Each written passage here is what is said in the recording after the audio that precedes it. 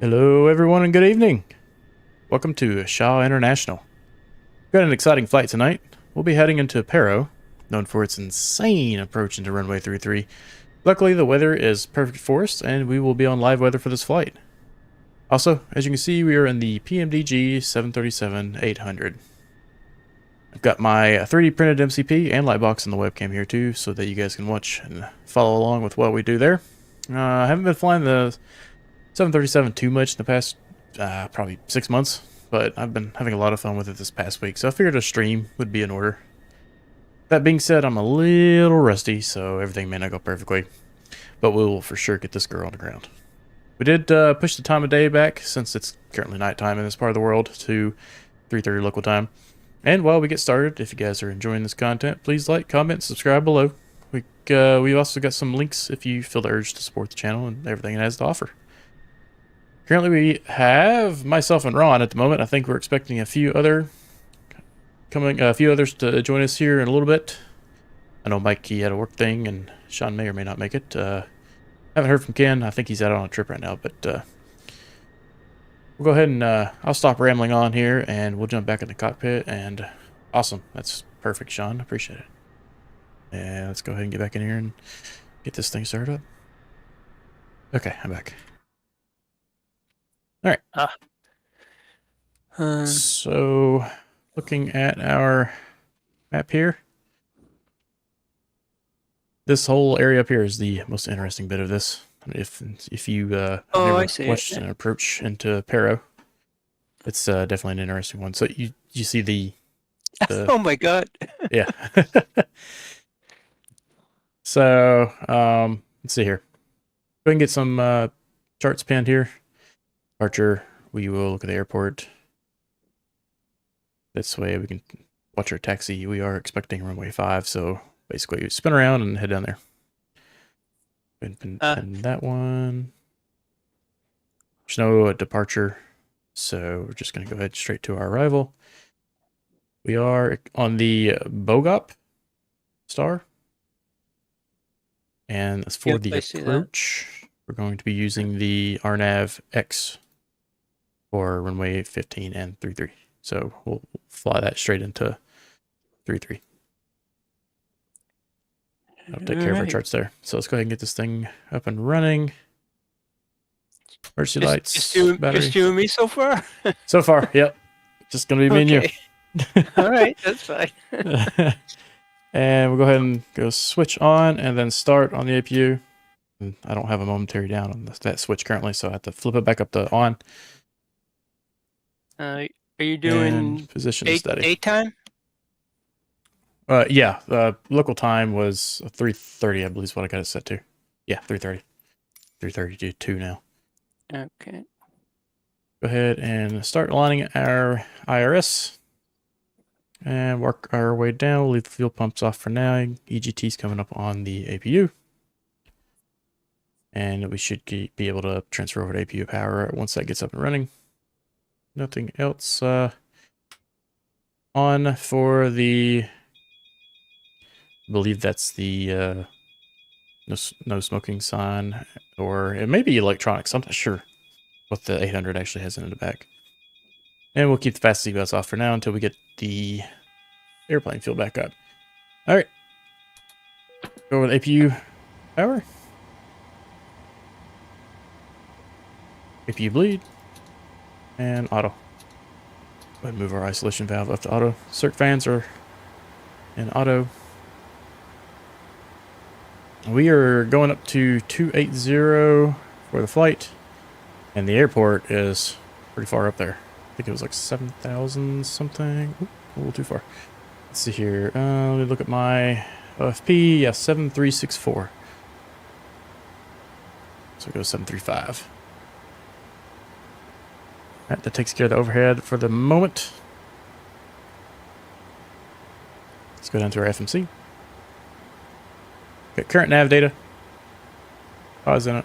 Let's pull in that position. IRSs are aligned. Route. Rest of the flight plan. Some brief. Set payload. Set fuel. And we can go ahead and put our seatbelts back on. And Select route. Wait for this load.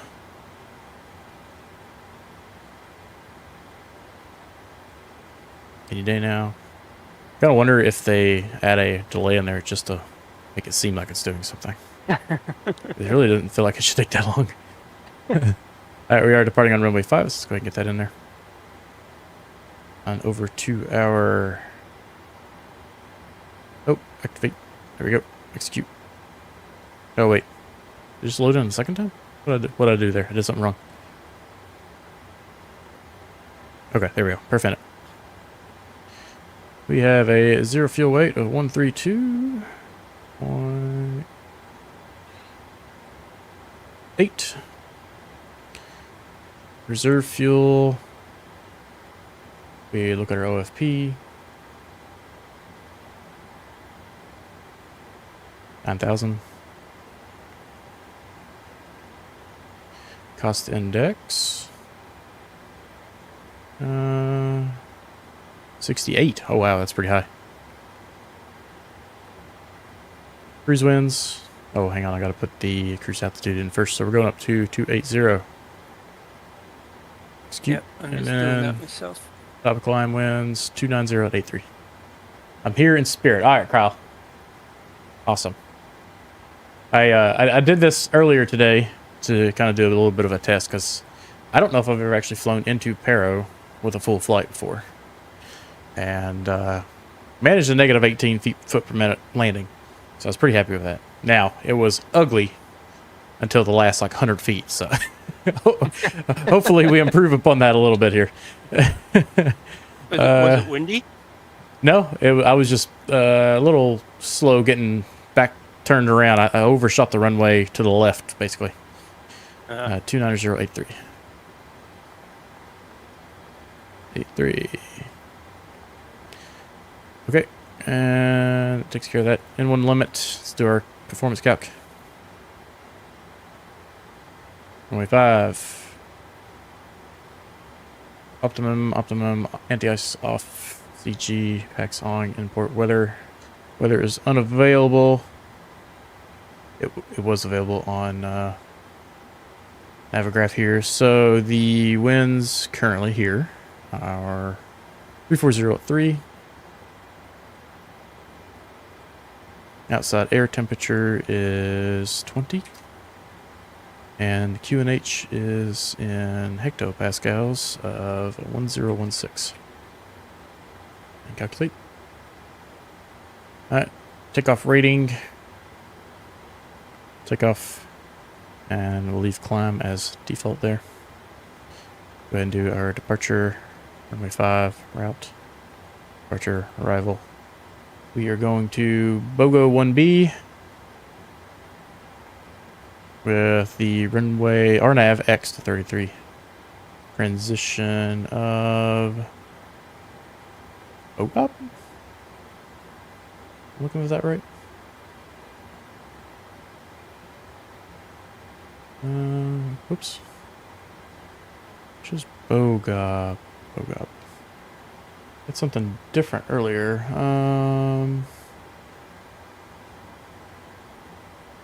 Oh, yeah, GTSHO. This is a little different. I'll pull the Navigraph over to show you a little bit why. Normally you'd get the transition here. And, well, I guess at the end of the arrival. But it was kind of interesting how, I don't know, something was a little different. Because it doesn't show GTSHO at the top up here like it normally would. But as you can see, oops, going to be a very interesting. Let's get back to the flaps. Yeah, yeah. Flaps. Shirts.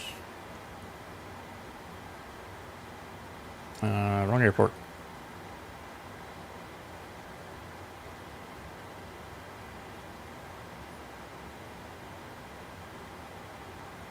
You got a lot of equipment there.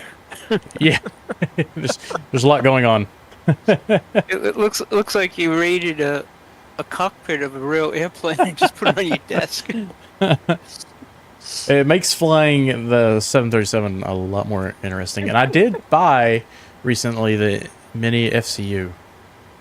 Oh. Everybody's posting those sales, so I couldn't help myself but to grab one. And I got it for $241 US. Oh. Yeah. So when I'm flying the 320, I'll be able to have that up here, minus the light panel. And then, you know, it's going to be a lot smaller. It'll be about yay big compared to what you're seeing right here.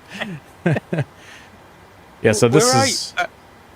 Are you in North Carolina, or are you... we'll talk about that later. Oh, okay. All right, back to getting this set up. Route, takeoff, performance, flaps 5.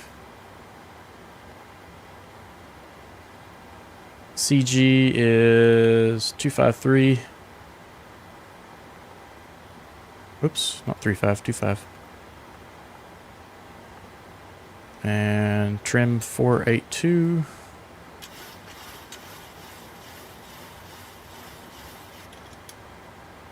I'm actually surprised that worked without the electric trim or electric hydraulics on. And that's our takeoff reference speeds. Beautiful. Okay. Go ahead and look at the over panel again here. Make sure everything is in good order. Fuel pumps. Do we have center tank fuel? We got a little bit, so let's go ahead and get those on. We're on APU gen. Go ahead and get our window heat. No need for anti-icing electric pumps. Altitudes are good. Packs are good for startup. And I can... Got a little bit of... I can probably spin this thing around to the left, no problem without doing a pushback, so... Let's go ahead and lose the chocks and everything attached to the airplane. Free that up for us. I'll be ready for a start here shortly. Let me just make sure my track IR... Yep, okay. Track IR does work. Okay. I think I'm good. Ron? Yeah, I'm sitting at the beginning of the runway. Okay. I'll wait for you. Perfect. We get track IR on, reset all the views. RTO. Let's turn off the packs. Today is an odd day, so let's go left engine and ground. Or I don't... Is GRD stand for ground? Ground start? I'm not sure. I don't know. And actually, I don't remember the proper N1 you're looking for. I think it's like 24. 23, 24. Introduce some fuel.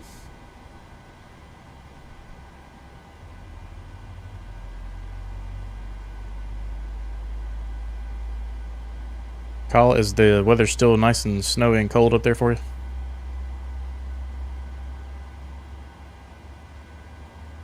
Your beacon on too. Forgot that.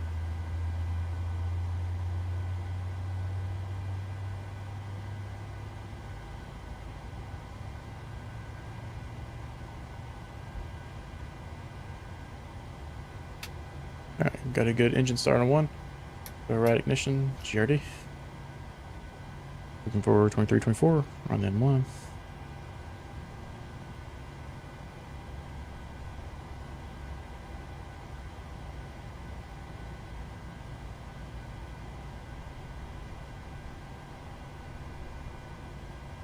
Fuel.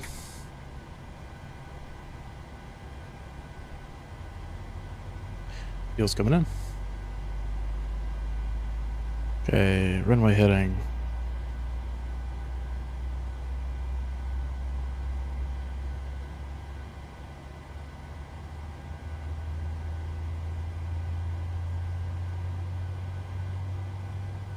Runway 5 is... I can't read that. 049.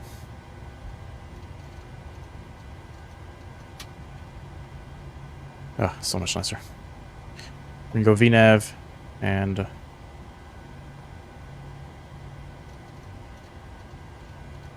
280 VNAV. Oh, flight directors. Flight directors, auto throttle armed, VNAV. There we go. And heading. Speeds. That- That's pretty 151. nice. You don't have to do it on the screen. You just Yes. have all the little things right there. It makes a big difference. Yes, sir. About 17 degrees Fahrenheit. Tad windy, snowed, iced over 21 Fahrenheit. Oh, okay. Well, some 21 windy and snowy and icy still sucks. Mhm. Okay. Engine 2's good. Let's go. APU bleed off. Engine bleeds on. Back to auto. Auto. On, off, on. That's kind of how I remember my fan and bleeds configuration. Ignition can go back to off. Let's go taxi lights, runway lights. Here in steady, logo on, wing and wheel well. Kind of useless right now. And let's turn the APU off. And helps to go to our generator, power on our engines. Bell dampener. Fuel pumps, APU, or power's good. Everything looks okay. Probe heat. I believe we are good to go. Let's go continuous ignition. Controls. Bring correct. Park brake off. Let the brakes release. And we are looking to do pretty much a 180 here. And continue on out to our left.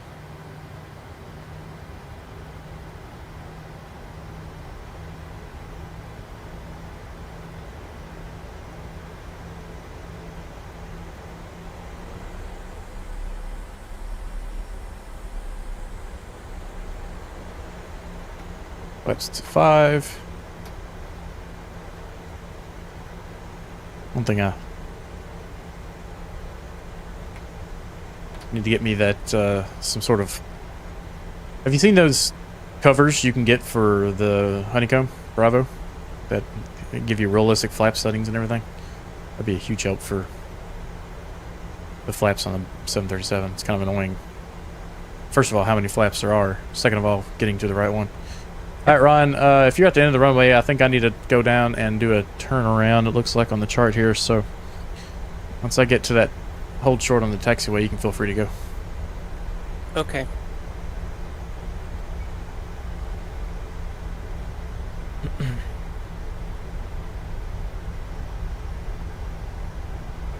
Flight directors, auto throttle, flight director. What's cool too is it actually matches like the the auto throttle being armed and then the flight director, which one's actually on. Oh, whoops! Here I am talking and not stopping for you. Go ahead, Ron.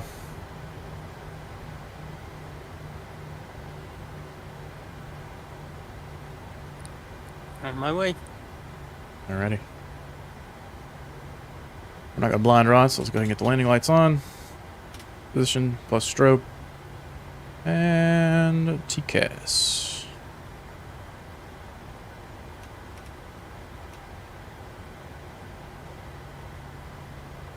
Here goes Ron. Full throttle to check the takeoff config. No alarm, that's good. Go ahead and roll down to the end of the runway here and turn around.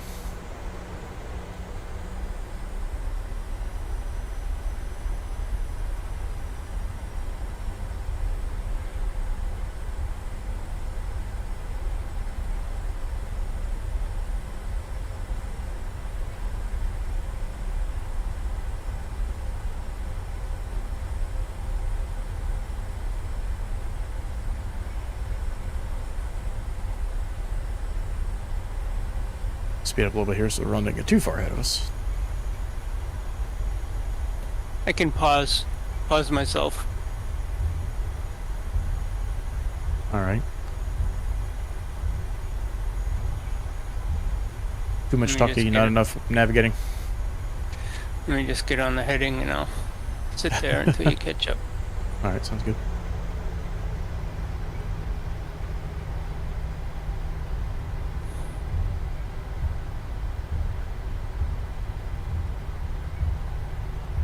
Alright, coming up on the end of the runway here. Flaps are 5 degrees confirmed. Takeoff config test was fine. No alarms. I think we're good to go.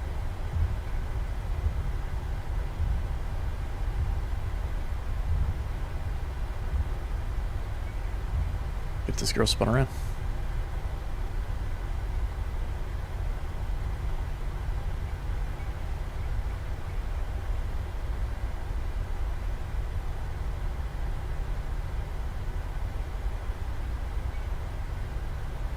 Whoa, the weather just changed drastically. It went from bright and sunny to foggy and hazy. Alright, 50%.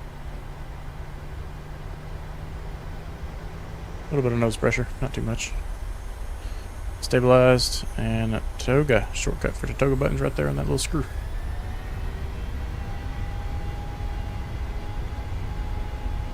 Airspeed's alive.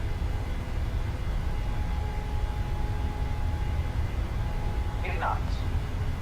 100 knots, release the pressure.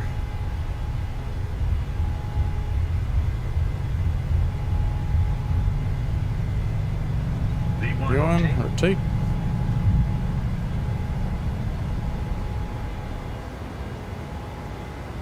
Positive rate of climb.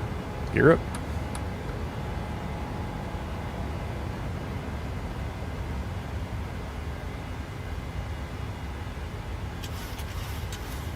Alright, let's go to LNAV.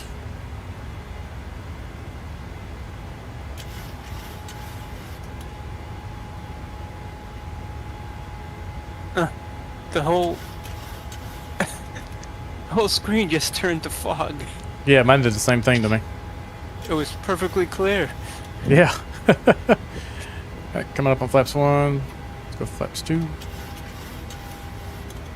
Flaps 1.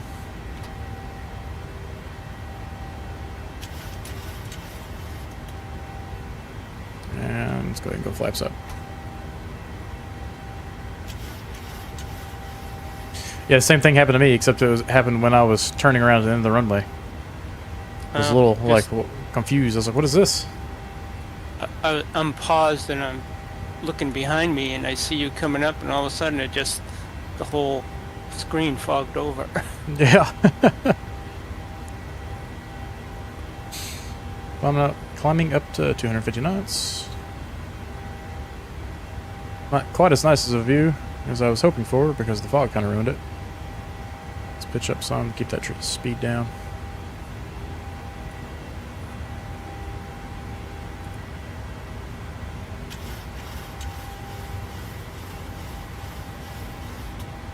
I think the transition altitude was 3,000 feet. Let's go autopilot. And let me double check the chart. Actually, I don't know if there's a chart for that here. What is it where we're going? Transition altitude. Let's go star. It is showing. Charts are a little different than I'm used to. Okay, it's not saying. Which this one might be different anyways because the airport elevation's at 7,364, so. I believe it's lower than what we're used to of 18,000 over here. I just don't know what it is, so we'll go to 10 and go to standard. We're at a climb out, it's not a huge deal.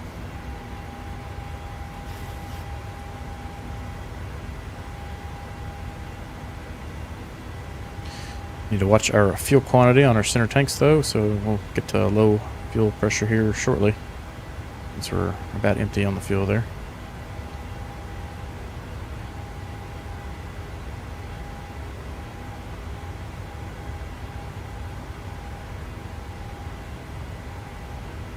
Now we're getting a little bit of a nice view. Look at that.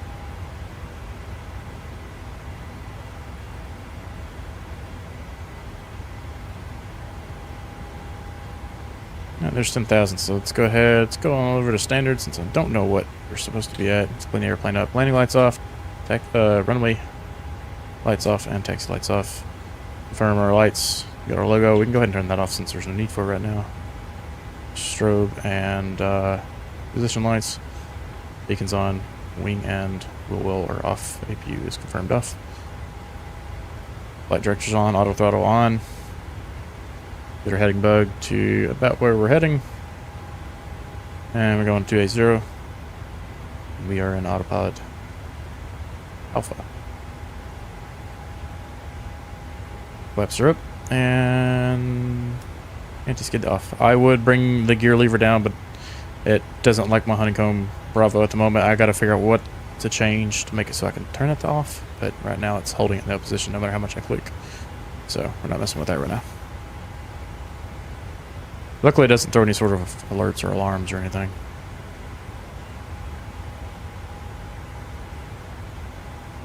Climb. Heading 280. Target speed of 335 knots or 0.791. Wow, this is a fast climb. It's unusual.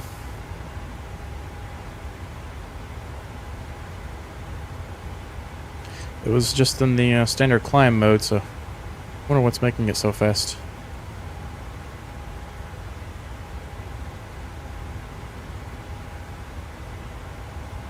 It's a pretty cool little island right there.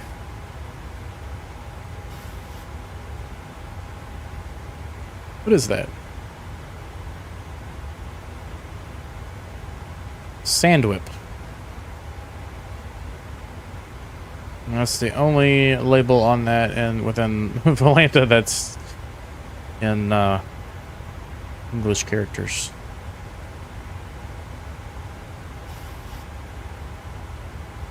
I find this climb rate to be awful interesting. It's probably because the winds are not very favorable for us.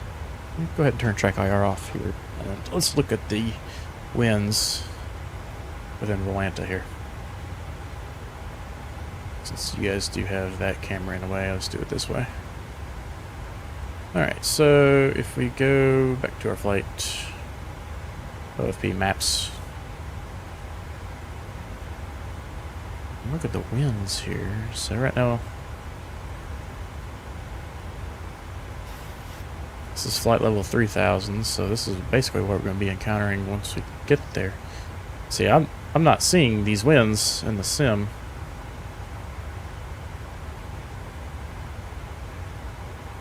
A lot heavier.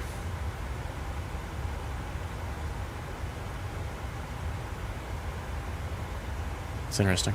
What did the OFP say for top of climb winds? Oop, past it. 290 at 83. Okay. Am I reading something wrong here?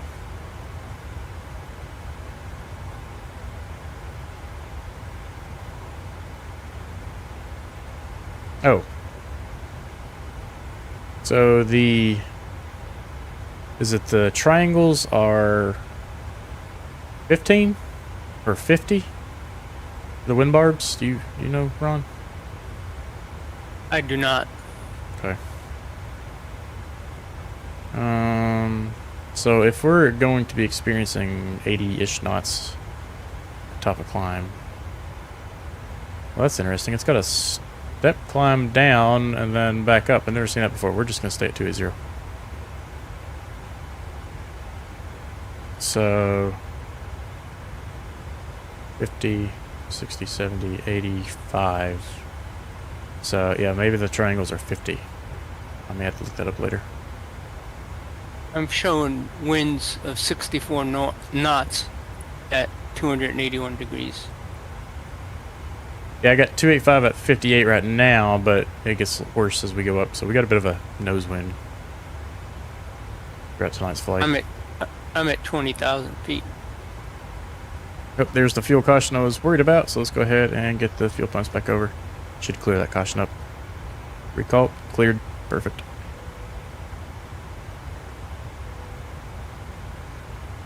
That's probably why it's picking the climb profile that it is, maybe. That way you stay at, not fighting the winds as much. I could be making something up. I'm not a 737 expert by any means. Definitely not nearly as knowledgeable in it as I am the A320.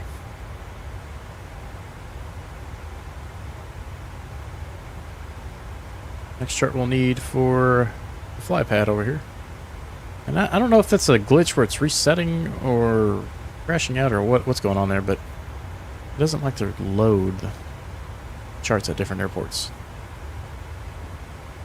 So max 250 knots, max 250 at 17.5 at GTSHO. Good show.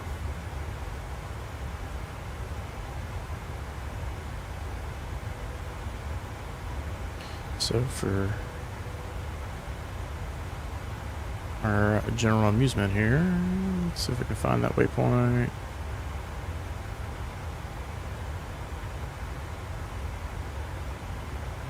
Oh, there it was. 230 at 1750. Okay, beautiful. So should be good on that.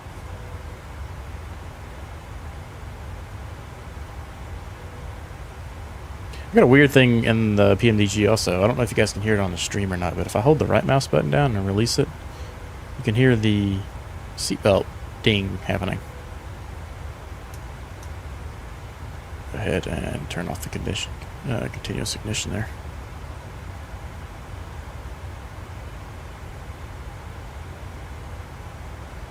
Cabin altitude's increasing.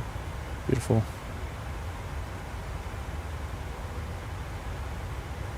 I was flying the A300 from Mini Builds the other day and got a pressure alarm while at cruise. It was like 15-20 minutes after I got to cruise, I got a pressure alarm, and I don't know what it was, but for some reason the cabin pressure, we lost pressurization. It went all the way up to like 13,000 or something like that for no reason. No other alarm other than just a high pressure alarm. So I don't know if that was a glitch or what the problem there was.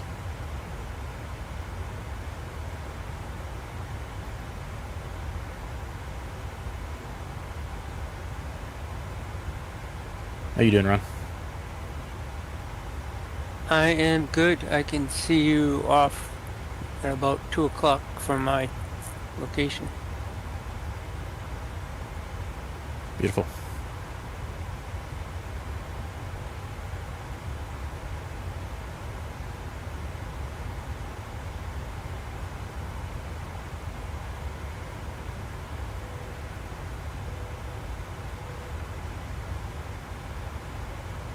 I had a funny glitch earlier too when I was testing this flight out. It speed setting was bouncing back and forth extremely rapidly. It finally settled itself out, but I'm a little unsure why it was doing that. That was the first time I'd seen that one though. See, I was just kind of wiggling there just a second ago. A nice thing too, Yeah. or a cool thing about this panel is it's backlit. So I can actually adjust that for the brightness of whatever I'm dealing with. Now the Pretty nice. MCP was 737 DIY Sim Pilot or something like that. Carl, sorry. And he actually published this design for free. And if you got a 3D printer, some basic soldering skills, and can program MobiFlight, you can build one for yourself. I don't have a 3D printer or soldering skills.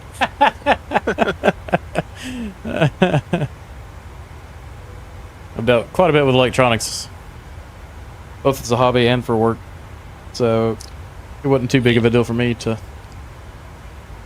get soldering. My background is financial. I used to spend all day in a Excel spreadsheet.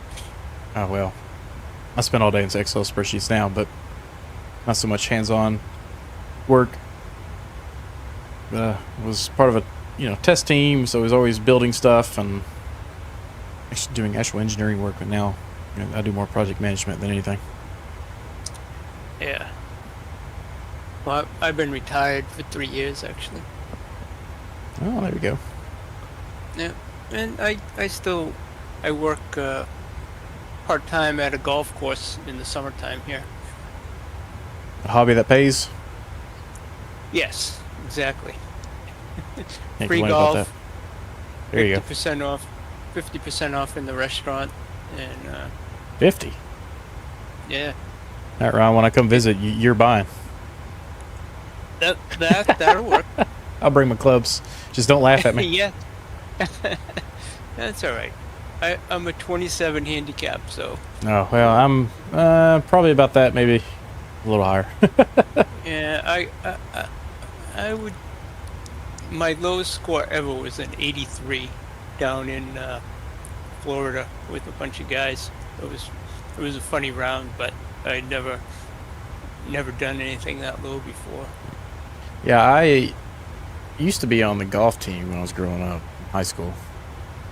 So I got pretty good then. I was 95, 100. It's my average. Yeah, that's about what I'm shooting. Usually around 100. Depends on what time of the season, because I can't golf. Like we're in the middle of a. It's be kind of hard to golf right now. It hasn't been up out of the past the 20s this week.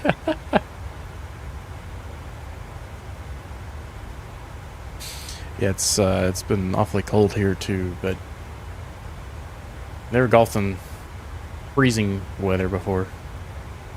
Don't particularly want to start. Yeah, my neighbor is really got the golf bug bad, and every once in a while in the winter time it'll be like 50 degrees, and he'll go, "Oh, you want to play tomorrow? You want to play?" And I'll be like, one time we did that.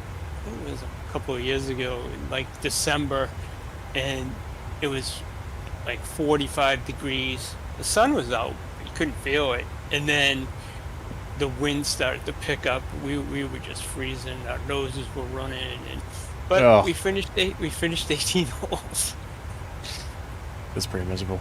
I've been to Myrtle Beach for a golf trip a couple times. That's pretty fun. Yeah, I've been there a few times. Got some really nice PGA tour courses. I've actually got a friend that lives there, so I have a free place to stay when I go visit him. Even better. What is beeping? Yeah. Couple of years ago, I had to go down to Florida to sell my in-laws' property. So I was in Florida for 3 months during the winter, from like January. Darn it. Yeah, I know. I know. So I drove. Oh wow, that's a long drive for you. I can't make Myrtle Beach by myself. It's like 17 hours. Oof. I think I made it in one day to, I think it's Rocky Point. I don't know if that must be North Carolina. And then the next day I got to Myrtle Beach, and then from Myrtle Beach to where I was going was 8 hours. So I actually spent a couple of days with him. We did golf in January. It was in the 60s. That's decent. Well, oddly enough, the last time we did the Myrtle Beach trip, it was in the 30s. Oh. Yeah, it was miserable. Yeah, it can get cold. He said he usually stops golfing between the months of January and February. Yeah. But I was in Florida, and for the rest of the time, oh my God, it gets so warm there. I mean, it was in the high 80s and 90s in the winter time, and I couldn't believe it. Yeah, it was pretty miserable when we went to Myrtle Beach one time. I mean, it was in the high 90s the entire trip. It was, oh god. Yeah. It's one of those you're taking a rag and dumping it in the cooler and wrapping around your neck the entire time you're playing. Yeah, but I had never been to Florida in the wintertime, and it was so nice. It killed me to come back. I mean, I came back. I came back at like. Took me 3 days to get back, because again I went from Florida to Myrtle Beach, and then I visited someone in Raleigh, Durham that I used to work with. He put me up for one night, and then I drove 13 hours straight from his house to my house. Oh yeah, all by yourself is tough. Yeah. And when I got to Washington, D.C., Route 95 was shut down for a fatal accident, so I had to drive through the city for like an hour. Ugh. Because I didn't know where I was going, obviously, but just following the GPS, trying to get around the accident and then get back on the highway. Oh, Yeah. it was brutal. I It's think it was pretty rough. 700 miles. Longest I've done in a day was about 18 hours worth of driving. Yeah. That was miserable. Yeah. My wife and I did Myrtle Beach alternating driving in one day. I think we left at like 11 p.m., drove through the night, got to our destination about 1:30 in the afternoon. It was a long ride. Yeah, when me and a coworker went to Oshkosh last year, and we would alternate. That wasn't too bad. It's not, How it's far not too is bad. that? It was about a 9-hour drive from where Oh, we left. That's not too bad. I could do the 8-hour drive from Myrtle Beach to Florida. Once I get past New York, I'm good. Yeah. Usually. Because I've gone over the I usually avoid the George Washington Bridge. That is just too much traffic. I usually go up and around at the Tappan Zee Bridge. It's a little bit longer, but it's just less traffic and less stressful for me because I don't know my way around there very well. Yeah. But I've been up and down that coast several times. See, the closest I've been to New York was over in New Jersey. I forgot the town name now, but I was working at a facility up there, and you know, I could see New York from the coast right there, I guess. Oh yeah. But I thought about going up to the city for the night, since I ended up having it was an emergency trip, but I ended up having to stay at the facility till pretty late in the morning. Yeah, New York is interesting city. My wife and I go there every once in a while. Just it's very expensive. Oh yeah. Yeah, I'm more of a cornfield and log cabin kind of a person. Oh yeah. So that place really doesn't interest me that much. Yeah, it was. My wife is from New York, and but not from the city. We go visit her daughter, and we can take a train and be in the city in an hour and a half, and we would spend the day there. We toured the studio where they film Saturday Night Live. It was pretty cool. That is pretty cool. Yep, seeing. Actually, when I was there, I saw Katy Perry. They were doing a rehearsal. That's pretty cool. Yeah, it was pretty cool. I mean, don't get me wrong. There's some things that I would like to go see, but my general interest for going there is not very much. Yeah, yeah. I mean, I've taken my son. We've gone to the Empire State Building, Statue of Liberty, Ellis Island, a bunch of museums. I mean, there's a lot of stuff to do if you do tourist stuff, you know. Yeah. It's a busy place, and I don't like driving there. Obviously, I don't know my way around, but I did drive there I've driven there a couple of times, and you just have to, drop off your car with the valet and say goodbye to it because you can't use it while you're there. Yeah. God only knows where they put it. Right. I've actually flown on a lot of Southwest flights, and this seat right here is always the one I like to pick. Here with that engine view. Those engines put me to sleep. Oh. Yeah. I have some pictures, like, at that angle. Yeah, I've got quite a few.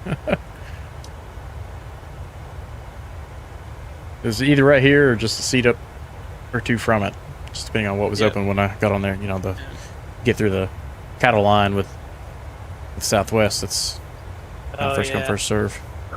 Yeah, I know it's tough. Southwest is not my favorite airline. And Kyle says this is his go-to seat when I fly Southwest, or when he flies Southwest too. Yep. I mean, I really like the airline, and you know, I was able to buy the business select tickets for work. So I was always the first 10 to 20 people on the airplane. So I typically was able to get this seat, or the one plus or minus of it. So it wasn't a huge deal. Yeah. And I was flying so much that I just naturally was always one of the first few people on the airplane because of my status with the airline. Yeah. The one time we flew Southwest to visit my wife's parents in Florida, I think we were coming home. We got the last row, very last row. Oh, no. And my wife sat in the seat against the wall, so there was no window, and she was sitting in it for a few minutes, and she says, I can't sit here. I can't sit here. You're going to have to change seats with me. So she got like claustrophobic, and I sat there. It didn't bother me. It's only like 2.5, 3 hours. But it was like she was starting to panic because you can't even, recline the seat because there's no place to go. And then, of course, you got the bathroom right next to you, constant flow of people. I've been stuck on the last row of a CRJ a couple times, and it's the same situation, except there is a window. There just happens to be an engine right at the window, so all you hear is just that engine the entire time. It's too much. Kyle says he's becoming a JetBlue fan now. I've never flown JetBlue. That's my favorite, is JetBlue. I've never actually flown with them. I've never even looked at flying with them, so I may have to. Oh yeah. So, Kyle, how do they compare to Southwest, Delta, United? Because those are the ones I've typically flown with. Yeah, Kyle says he's been stuck there too. Oh, Transcon from LA to Boston in the back row. Oh no. Oh God, that's terrible. I don't even know if that's above the baggage compartment. I think the baggage compartment would be more comfortable. Might be. Tell them turn the heat on. You'll be hang a hammock up or something down there. Hang out with the dogs in the cargo hold. Yeah, there you go. Yeah, the most miserable flight I've ever been on, I flew down to Mexico, and it was about a 4-hour flight that I was on, and I got the window seat when we picked it. Well, the window seat happens to be the bulkhead seat, so I'm already a pretty broad-shouldered guy. So I had to squish into the non-existent window seat, which normally, you have that little extra room with a window where you can stick your shoulder into, and suffer for 4 hours.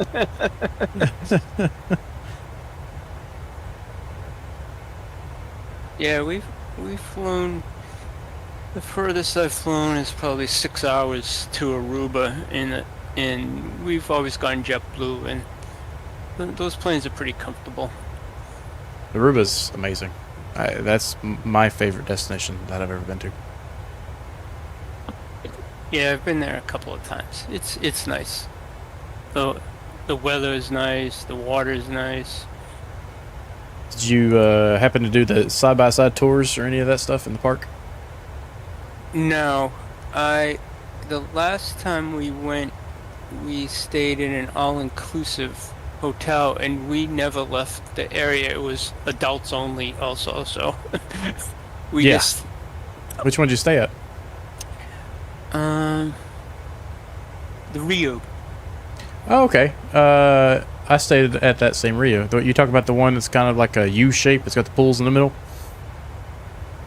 Yes, it does. But I think they all I think they all do, yeah. And Well, you know, that one specifically was the adults. Oh no, the one next to it was yeah. the adults only. The one next to it was. Yeah, the one next to me was, you know, had kids and stuff. But Yeah. So when I started looking at it, I was originally going to choose the adults only because I didn't want to deal with kids. But yeah, it had the other one had been recently remodeled, so we picked that one. oh. But did it have that big platform you could swim out to? No, I don't remember a platform. Oh, okay. It wasn't like right in front of the resort, but it was kind of the beach to the left if you're looking at the ocean. So it's kind of south. There was like a big giant buoy. Yeah, that's what it was. You could fly, but swim to it. I don't know if I could swim to it. I think it might have been roped off. Oh, when I was there, there was this. It was roped off as like a swimming area for that entire area. You could swim to that. There was a ladder. You could jump off it, snorkel around it. If you went a little further out and a little further south, there was actually some really good snorkeling right through there. I've got some GoPro footage somewhere. I'll have to dig it up. Kyle says, I've never flown Legacy's. JetBlue is a little more in price. All seats, I think, have IFE on the older planes. All seats, I think, what's IFE? I don't know. I can remember about snacks and prices. I can report back after this week. Going to IMSA. Oh, okay, cool. Maybe in-flight entertainment? Oh, yeah, that's probably right. Yeah, they all have their own screen. Yeah, I know that Delta is moving to pretty much all their planes have in-flight entertainment now. Although Delta's prices have been absurd recently. I don't know what's going on, but you can do the exact same flight with any other major airline and it'd be like half price. Well, yeah, nothing is cheap these days. You get an airline ticket, and now you got to add back, you know, luggage, and your seat, and then you upgrade your seat. Yeah. And then if you want to board early, and you can't. Can't win anymore. You can't win.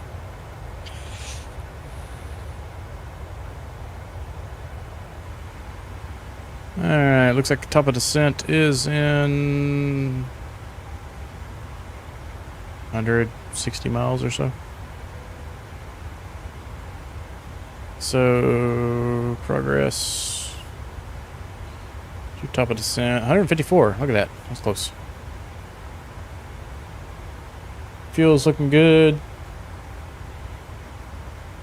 Showing 10,900 pounds at our destination in Paro.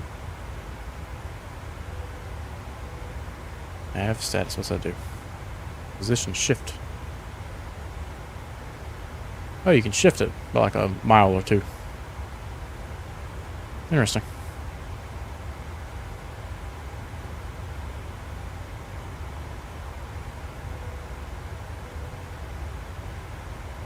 Driving me nuts. You can see me clicking the right mouse button here, and it's something to do with the secondary action, which I could probably get rid of on the PMDG because I have a profile for the mouse. I bet that'll take care of it.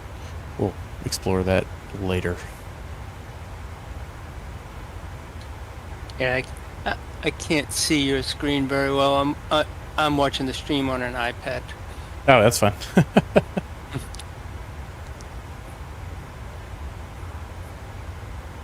A little over halfway. The most exciting bit's coming up, though, that's for sure. But, oh, I don't know if you looked at your flight plan inside your navigation display there, but if you, next page, step through, look how convoluted this is with all of these waypoints. It's absurd. Yeah, when I loaded the approach in, it doesn't look that complicated to me. My top of descent is 48 nautical miles outside of the airport, just before Bogop. Oh, my top of descent. Oh, I'll have to look at it again. This is also showing the go-around procedures. So we're coming in. Oh, wow. Yeah, so we zoom in on a little bit here. Yeah. So this is the approach. And then if you miss the go around, there's a couple different go arounds, and I picked this one because it looked a lot more fun. But you could you could rejoin the path here instead of going out to that whole point. Going up, City. Put your gear in the off position. Yes, I know. It's a honeycomb binding issue right now. Can't do anything about it. All it does is laugh at me. Oops.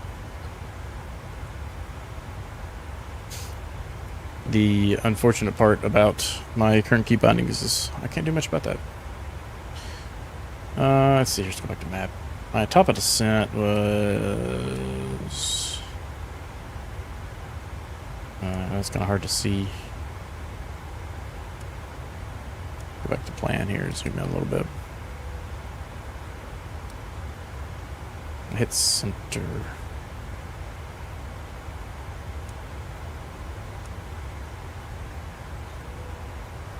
Oh, there it is. Because it was stuck on that.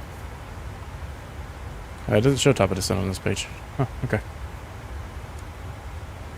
Once we get a little closer, we'll figure it out, but right before, it looks like it's about the same, around just past Bogop. Oh, there we go. Yeah, okay.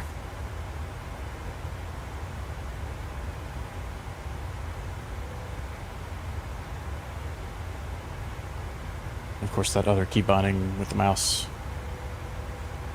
Guess I don't know if you can hear it on the stream or not, but it sounds like somebody's back there demanding some attention from the flight attendants. Ding ding ding ding ding ding ding ding. Every time I right click. Okay, I can hear it. It's just loud enough for me to hear it, so, and the way I've got the volume setting in OBS right now, it's a little lower than my voice, so you probably can't hear it on that end. What's Ron flying? Was the Citation? Yes. Yeah, he's in the Citation.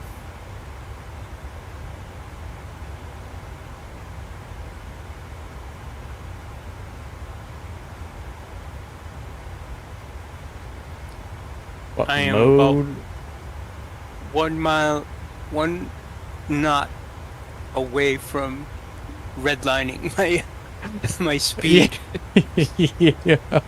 Yeah, we got a really high. I'm at 302 knots with a ground speed of 469 knots. Wait, what's your altitude? Is 28,000. I'm right behind you. Your ground speed's what? It says true airspeed is 469 knots. Oh, okay. What's your ground speed? Well, it's showing 302 knots. Maybe Okay. Ground speed is 391. Okay, that makes more sense. What mod are you using for flight attendants? Nothing. I don't have a mod for flight attendants. There's a key binding issue, and you can see it swapping between Mach and knots here. Every time I right-click the mouse button. It's also, for some reason, I'm hearing a ding in my headset. It looks like Honest Jax has joined us. Where are you at?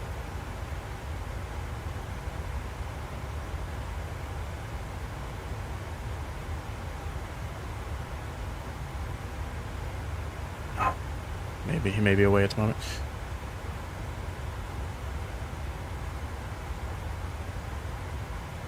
Looks like a full moon off to our right side. Wait, what time of day do you have? Let's see if I'm in here. Man, what's your time of day setting right now? I don't know. I think I started mine at like 3:30, like yours. You probably have to get outside your plane to see it. Unless I'm blind, I'm not seeing the moon.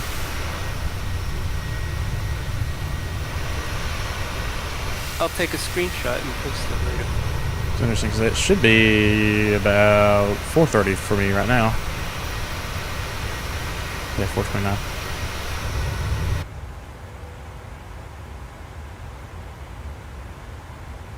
I just hit F1 and I think I shut my engines off. Oh no! Ground speed's about to get a lot lower. I meant to hit Alt F1.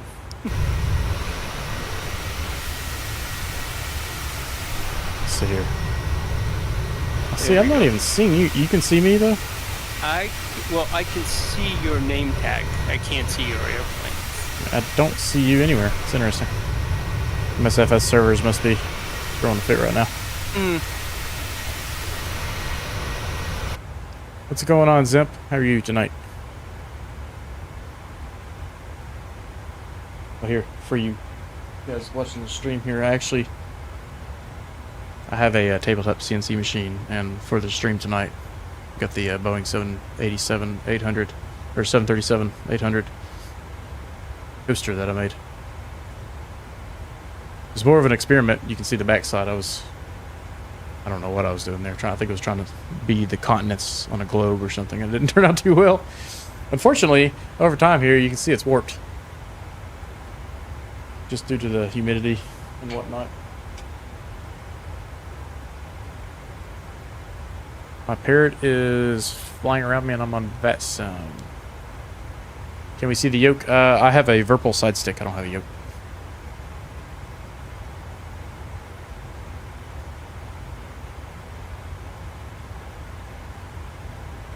I do have the honeycomb. I like having my keyboard space here, keyboard and mouse space, because we're doing the video editing and all that stuff, typing scripts and whatnot. It's kind of annoying typing on top of a yoke. Although the honeycomb yoke itself is decent, except for the elevator. I don't know what you guys think about the elevator on the honeycomb yourself, but for me it was entirely too stiff. Because it was so stiff, you really didn't get that fine control when you're taking off and landing and whatnot. So I felt like it was always really bumpy. I usually fly the Airbus too, so getting a side stick made more sense to me, but before I had a computer that could run the Phoenix, I was flying the PMDG 737 a lot. Got a 3D printer, decided to build this bad boy, and then of course the flight box you see on top of it there. And for anyone who's just joining, it is backlit with adjustable brightness. Very nice. Running into T116,000M side stick. Is that the same thing as the Airbus TCA pack thing?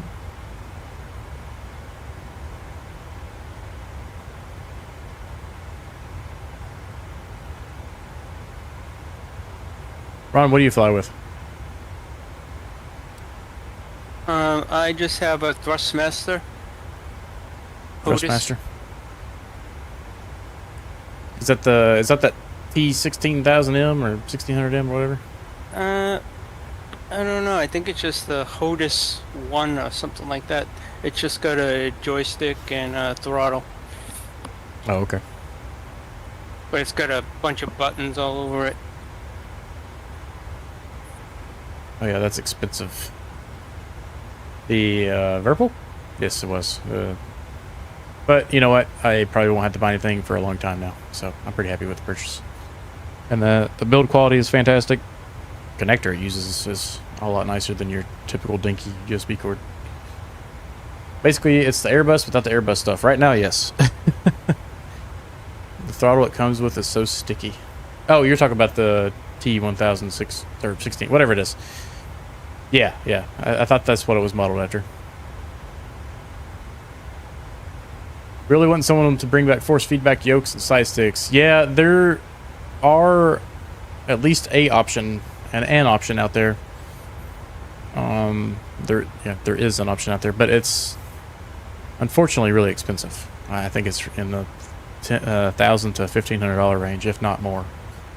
And actually, I don't even know how well it works with MSFS. Being that this is the only sim I ever fly with, I don't really have a good reason to go back to it. But yeah, it was nice back when you could get the Sidewinder with force feedback. That'd be perfectly good. Excuse me. Now, I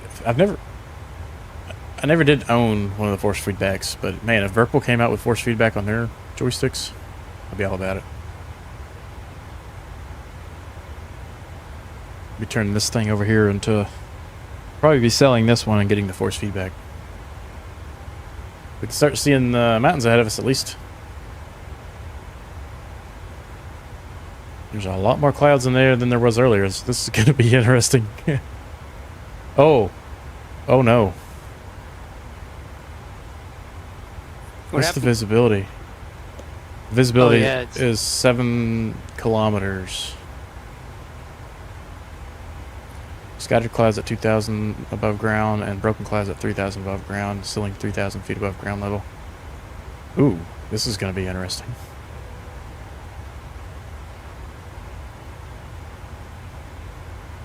Hopefully we can get in there. There's not much room for error going into Paro. Go ahead and grab the forecast winds here. So we are about, what, 60 miles out?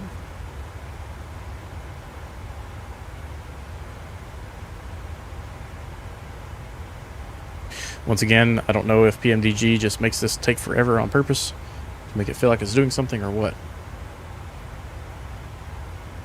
I don't feel like it should take this long to load some winds. Execute. Beautiful. You see the top of the descent and decel kind of flash there where they're updating. And for our approach, we're going to be flaps 40. And we'll most likely have to turn our ground proximity warning system off because it gets really aggravating.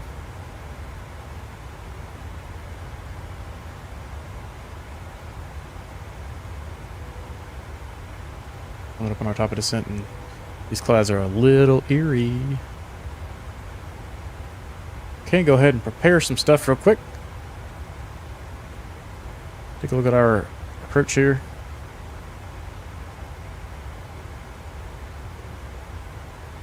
Does this show our final approach course?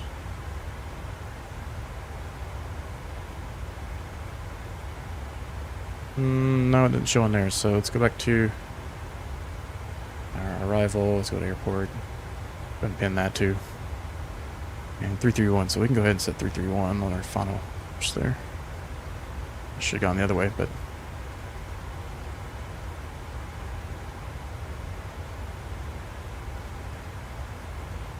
One.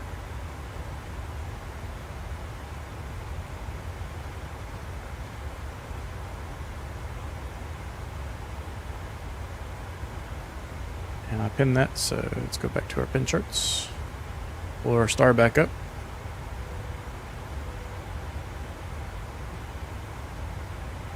Let's take a look at this chart, actually. So we're going to want to set our initial descent height to 17.5. And after that, we'll have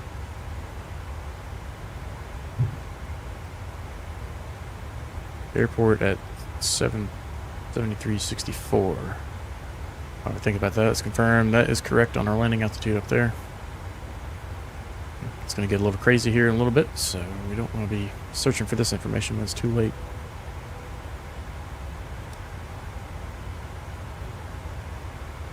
See if we can see Ron yet. Oh, still not coming in. I can still see you. At least you can see me.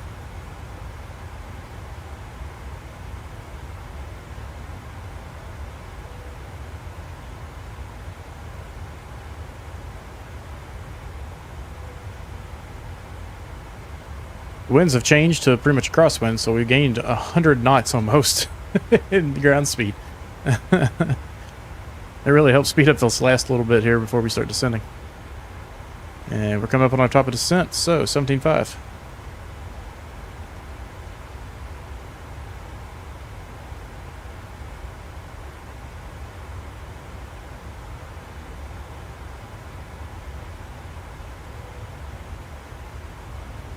Yeah, all this haze is down in these valleys, which is not good for us.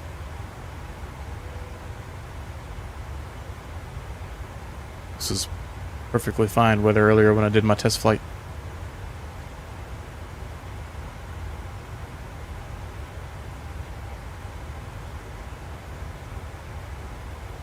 I don't think we would be allowed to do this in real life right now. That's part of the fun of simming, right?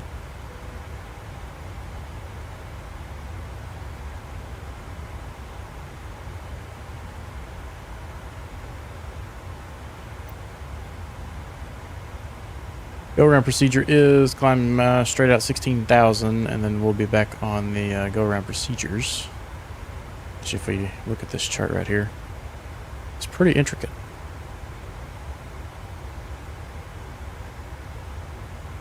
What we should be able to do, though, is once we get back to 728, maybe do a direct to 724 and get back on track to come in and try again.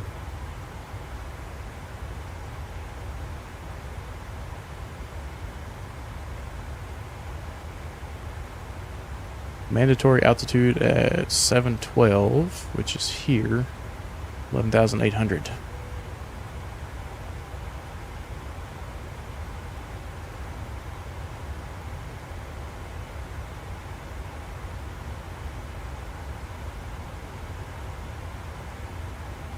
$11,800. Oh, it's in there. Beautiful.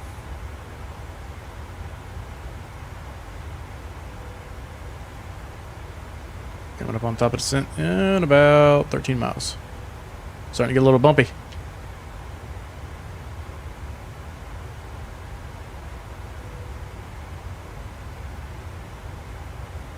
Some beautiful scenery if we weren't about to be diving down into that mess.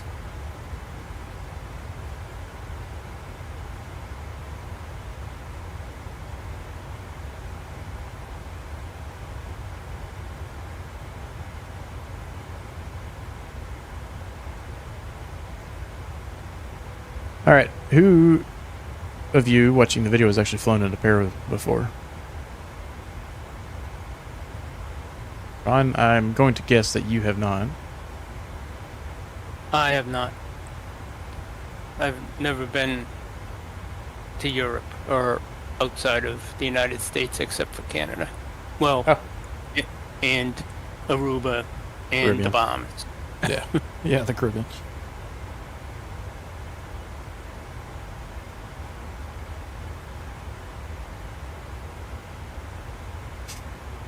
I've only flown into it once, and it was earlier today. Other than, there is a landing challenge in the 747 in MSFS. You landed here, so I'm going to go back, and that's an easy way to set up this approach. If you ever want to go back and try it again.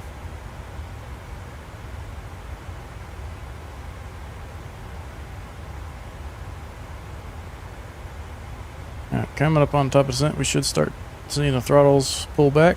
There they go. Yep, there they go. And we're descending.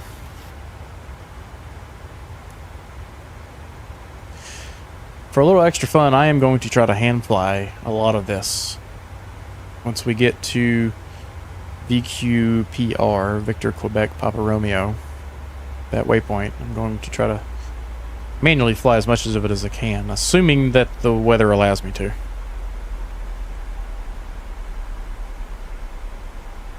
That's going to be the bigger issue right now.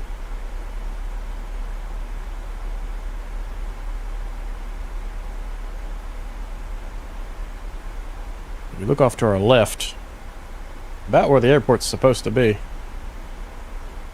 it's kind of nasty. It's like the clouds have settled in the one place that we're going right now.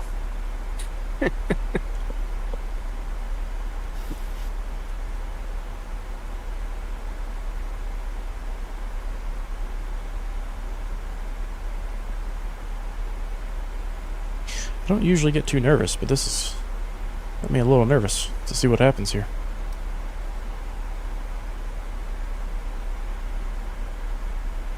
Local altimeter. Let's go ahead and grab that real quick. 1023. I still don't know what the transition level is for this part of the world. I'm not seeing it on the chart for some reason.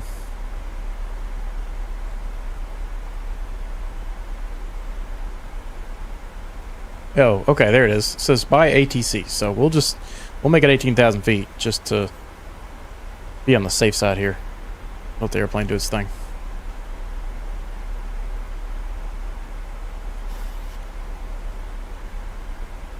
Oh, never mind. It does say it right there. Sorry, I completely missed it on the chart.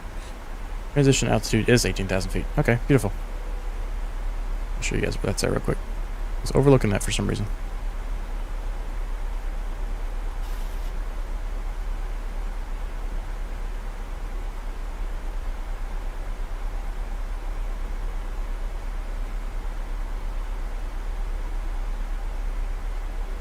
Coming up on Get Show.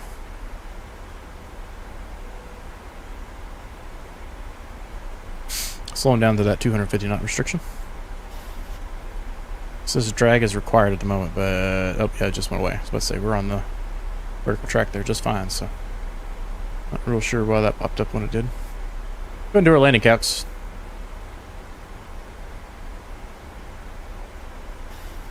Landing, import, runway 33. Ignition is dry. We're doing a flaps 40. Backs on, no anti-ice. All operational and reversers. Auto brakes set to 3. Non-normal.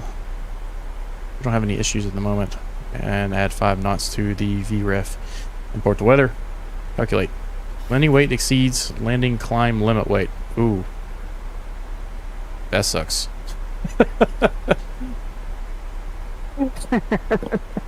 So, let's see here. How do we get around that without manually changing? It won't calculate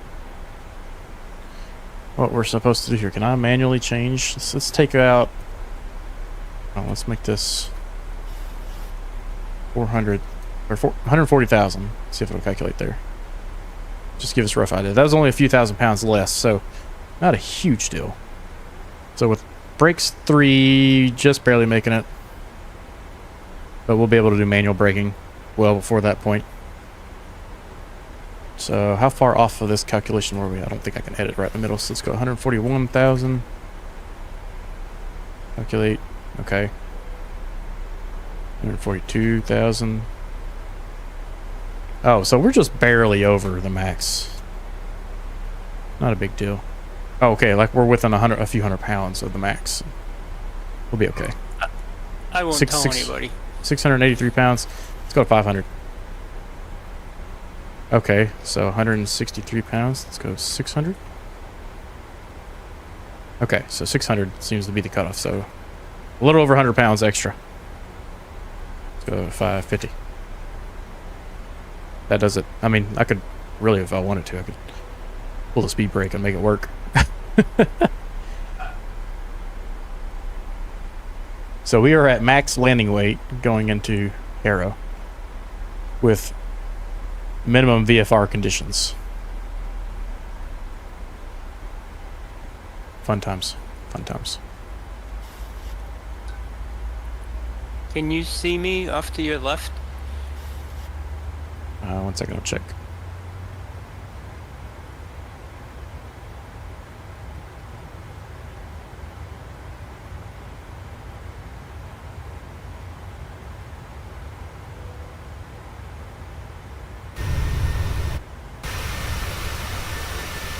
Oh, there's Cappy. Smells like success. Absolutely. We're going to make it happen. We're getting in there one way or the other. I still don't see her on. I don't know why. I saw you at the beginning. Microsoft's just being Microsoft.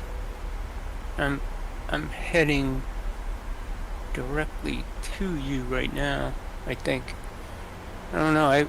I've got a little bit of a strange path to go in here. Yeah, I'm not sure what you're seeing on your end, but my end, it's very busy. Yeah, I don't have as many waypoints as you do. That's for sure. Did you put in the approach? Because the star will bring you in with just a few waypoints, but the approach is where all the waypoints come from. You should have the RNAV X-ray to runway 33. It may say 15/33. I did put in the approach, but it's just giving me runway 33. I've just got a couple of waypoints out here. In fact, I think my navigation is about to end. Oh. I mean, Yeah, it sounds like the approach didn't load in properly. yeah, that's true. Let me see.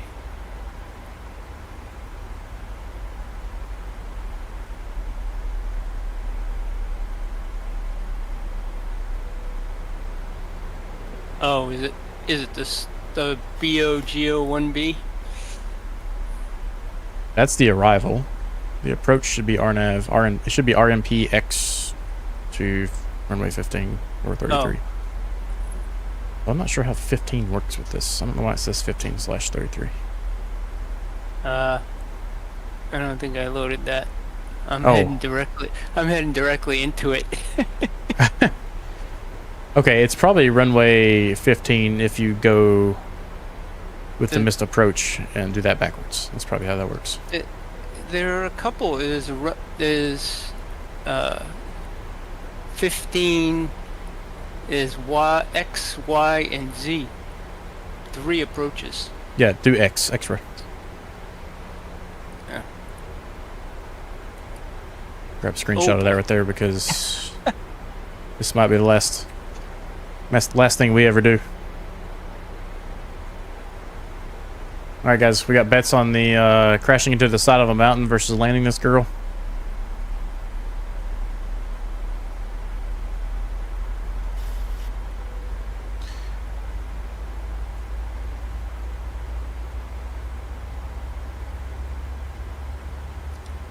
Oh, I was flying into runway 33. That's why. Yeah, that's where we're going. Oh.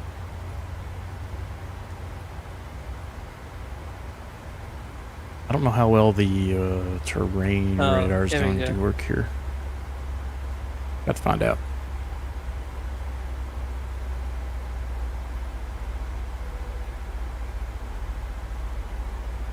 Over under 4.5.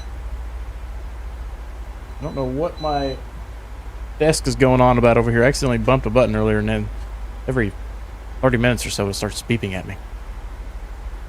Got a standing desk and raising desk. I may just have to turn it back on.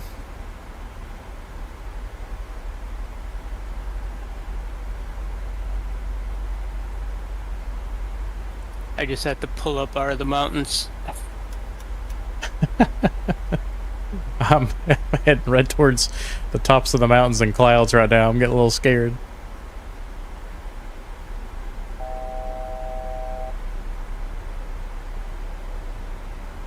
Let's go ahead and drop this down.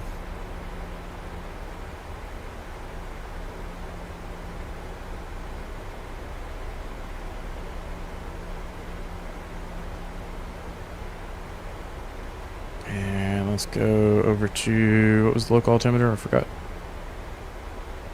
1023.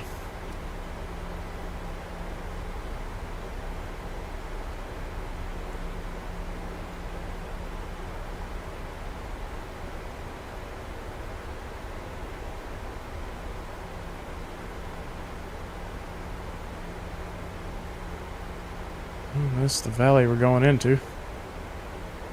We're going to do this.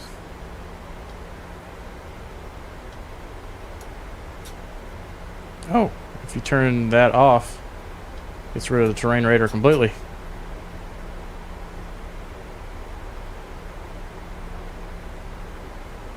Just want it not to be screaming at me the entire time. I just lost my engine. Oh no. Both engines. Not again.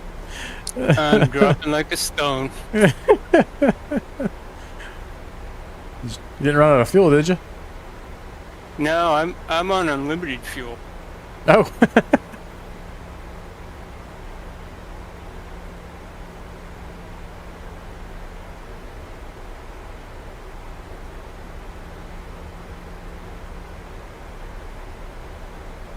June 5-8.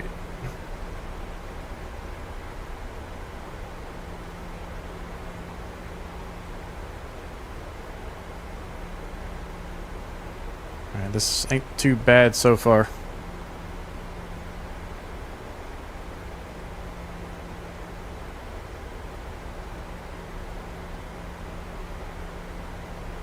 It's a little unnerving to see these big mountains hiding behind clouds while flying a 737.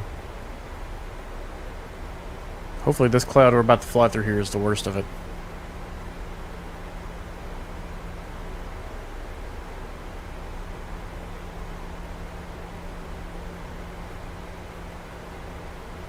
So we need to go ahead and pull in our flaps 1 here. Bring us down some. We're going a little too fast right now.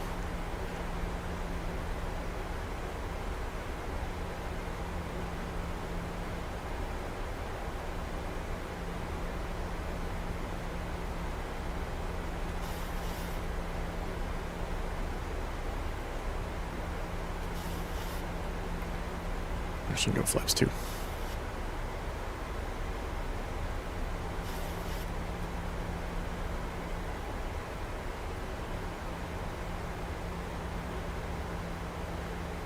Can't see nothing. Temperature is +2°C.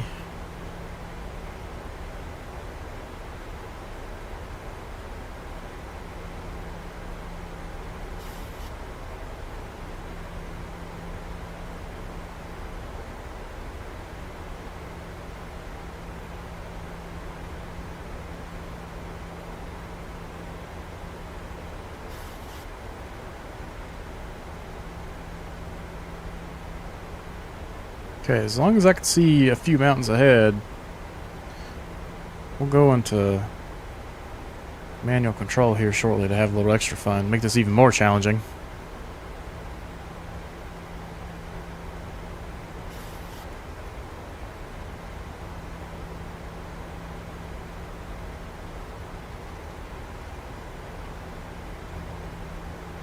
Drop our altitude down so we don't get caught leveling off. Okay, yeah, this looks good. Let's go ahead and turn autopilot off. I'm gonna hand fly this. What's up, Roy? Flying into Paro in minimum VFR conditions. Max landing weight, pretty much, with this aircraft too, so it's even more interesting. Just kicked off autopilot. Try to hand fly this approach.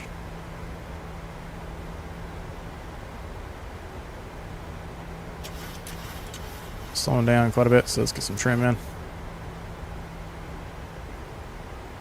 in. Living the dream here, sir. Beautiful.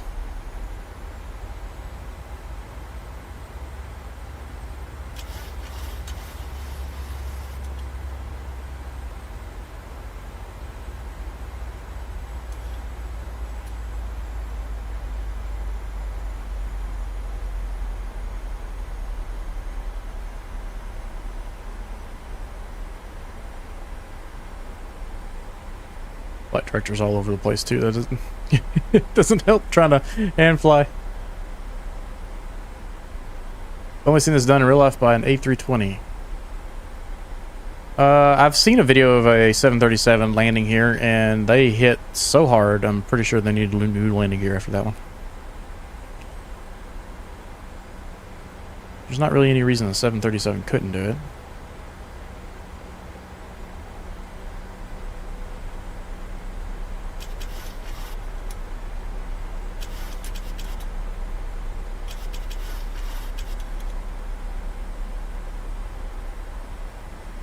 Oop, I see the airport. Speed restriction of 145. So let's go ahead and start pulling in a few more flaps here. You've got a visual on the airport? I'm going down. Right to it. Straight down.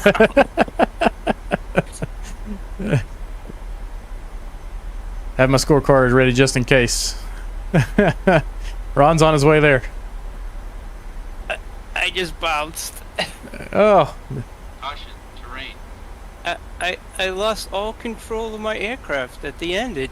I couldn't bring the flaps up. The landing gear came down by itself. Huh. I don't know what happened. That's weird. I'm gonna go flaps 15. I think I can go flaps 15 without the gear down. Slow me on down some more here. Now that I'm down, it's fine. Of course. It's usually how it works.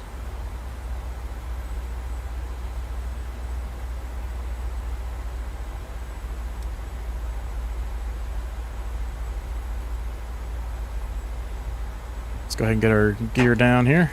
The head of the curve. Alright, spoilers armed.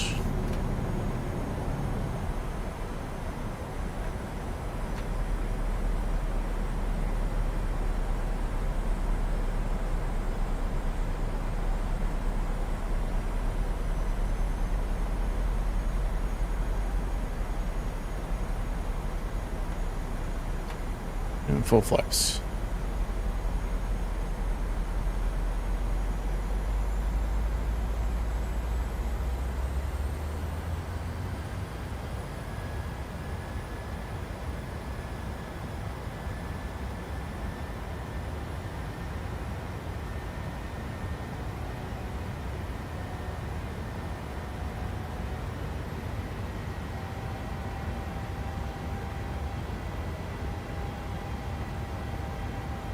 We need to get down in this valley here.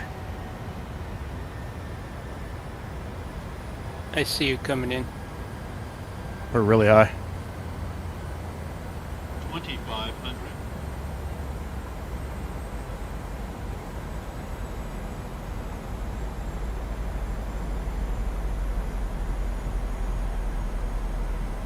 Are you lined up with the runway? Nope, we're gonna do the S-curve around the terrain here. I'm trying to drop her down right now. Sink rate. Sink rate. 1,000. Bank angle.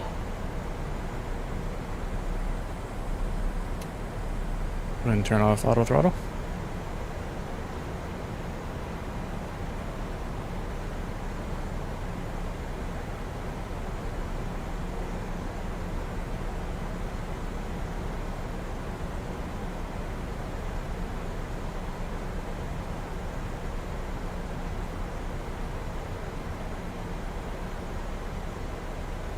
Bank angle. 500. Sink rate. Pull Someone's up. on the runway. Yep, I see that. Pull up. Sink rate. Sink rate. Sink rate. Sink rate. Sink rate. Sink rate. 20. 10. Ooh, a little firm.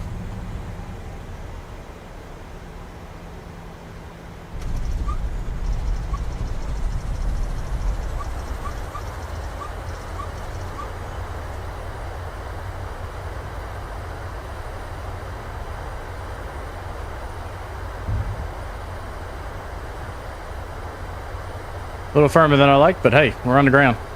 Yep, just went by me. Yep, I'm to your left, obviously. I'm going to the end of the turnaround.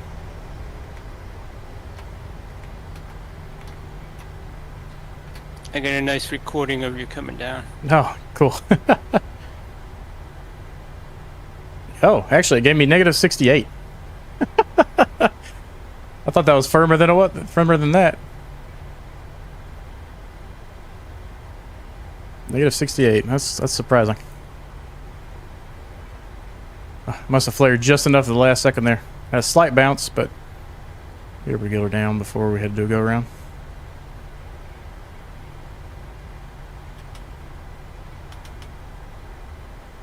Go ahead and get our APU on. Come on, girl, turn.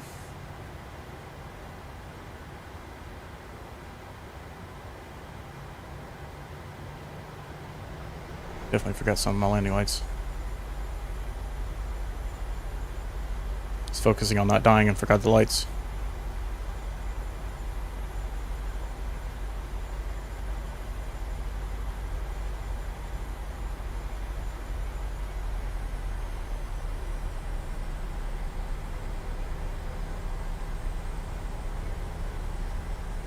Well, that was fun.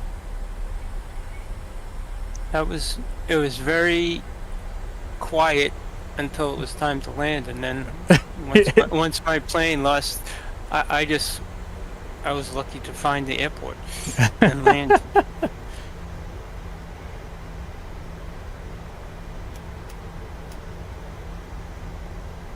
How long did it take me to assemble my flight deck? Well, the MCP alone was 6 straight weeks of basically coming home from work and working on it. Let's go to the next one. I don't know if that building... I think that building will be in our way. Plus some time acquiring parts and whatnot before that. This guy up here was... I pretty much... probably took me a week to put all that together. Mainly because it was just print time and CNC time. As far as my entire flight deck on my own computer, it's been going on for years now.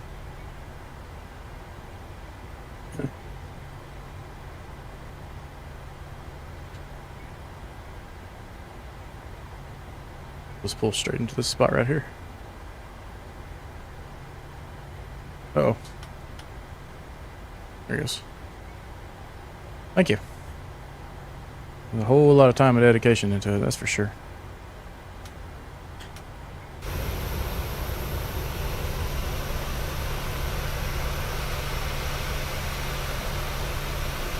And we're parked. Can you see me now? Oops. I'll check here in a second. I don't see it. I'm looking at your stream. I don't see it. If you're around me, no, I don't see you, unfortunately. That's so weird. I can see you fine.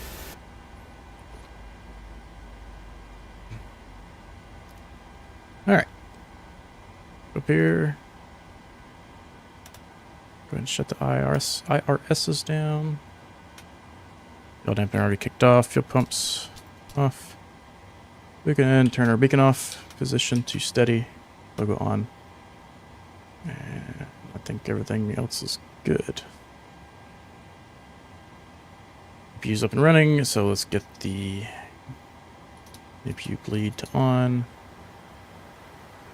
Electric pumps off. Window heats off. Probe heat off. And everything else is pretty good. Awesome. Down below, TCAS. About the only thing I think I have to worry about. Alright.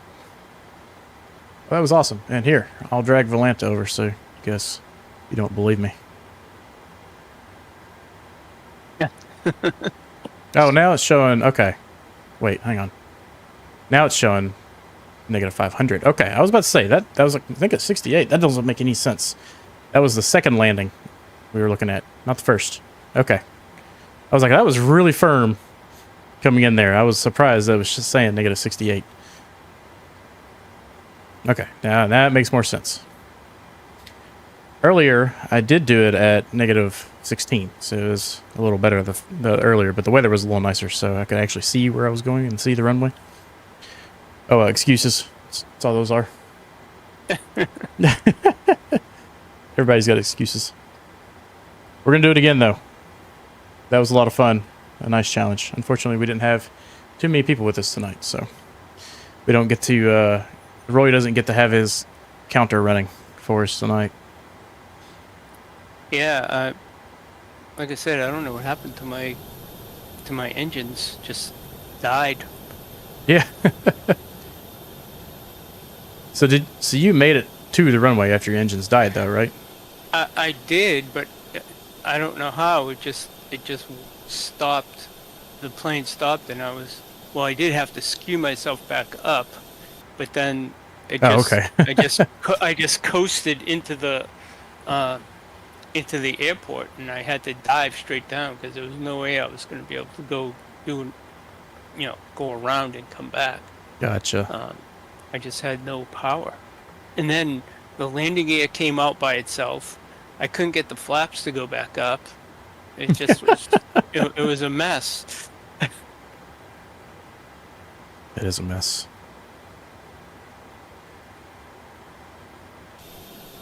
Start getting all the PMDG vehicles coming in here.